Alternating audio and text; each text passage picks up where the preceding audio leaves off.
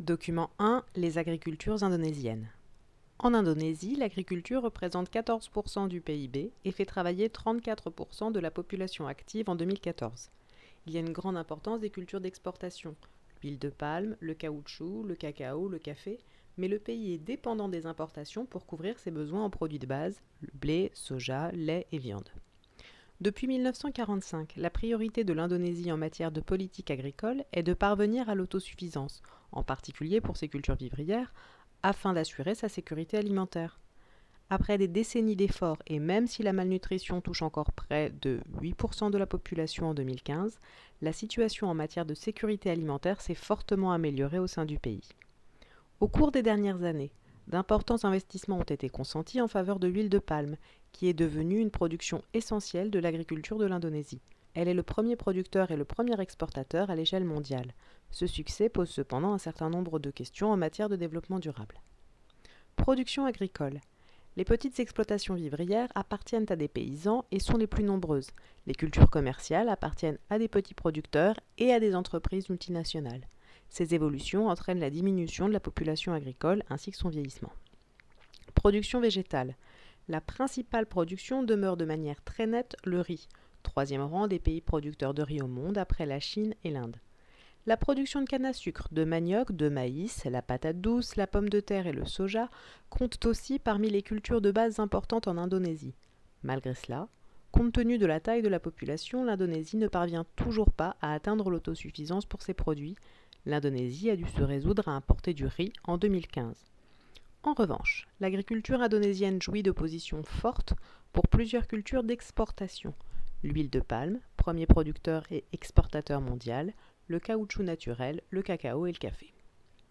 L'Indonésie est également productrice de fruits tropicaux, de légumes et d'épices, principalement destinés à la consommation nationale. Le pays occupe aussi une position forte sur le marché mondial de plusieurs épices, piments, poivre, cannelle, vanille, gingembre et noix de muscade. Production animale.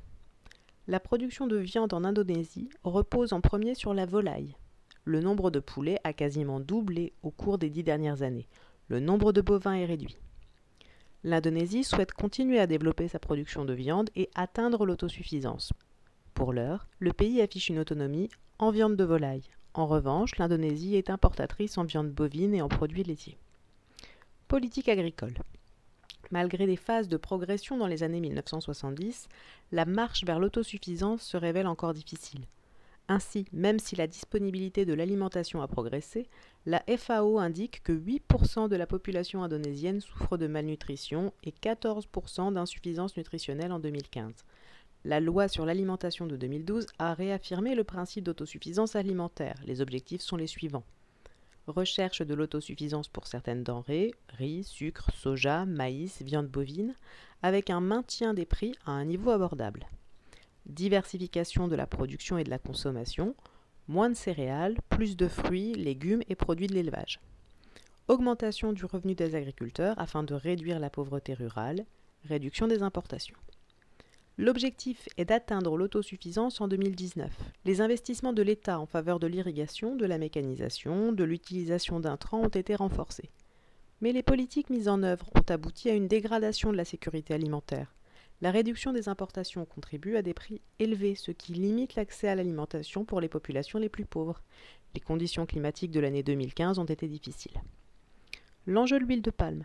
Entre 1990 et 2014, la production de l'huile de palme, soutenue par une croissance forte de la demande internationale, a vu ses surfaces multipliées par plus de 10.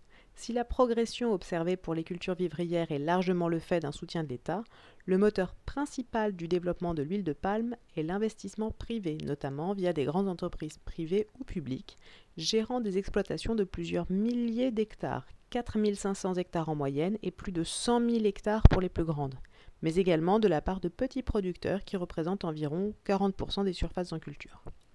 Ce fort développement de l'huile de palme a été accompagné de nombreuses critiques, à la fois sur le plan environnemental, déforestation, perte de biodiversité, mais aussi économique et social, conflits fonciers, traitement des petits producteurs partenaires des grandes entreprises, dépendance au marché d'exportation. Échanges commerciaux, exportation. Les 3 principaux clients de l'Indonésie sont les États-Unis, pour le caoutchouc, l'Inde et la Chine pour l'huile de palme. Toutefois, considérée collectivement, l'Union européenne demeure un partenaire commercial de premier plan plus important que les États-Unis. Importation, les principaux fournisseurs de l'Indonésie sont l'Australie, céréales, bovins vivants et viande bovine et sucre, les États-Unis, soja, céréales, produits laitiers, et la Chine, fruits et légumes, tabac.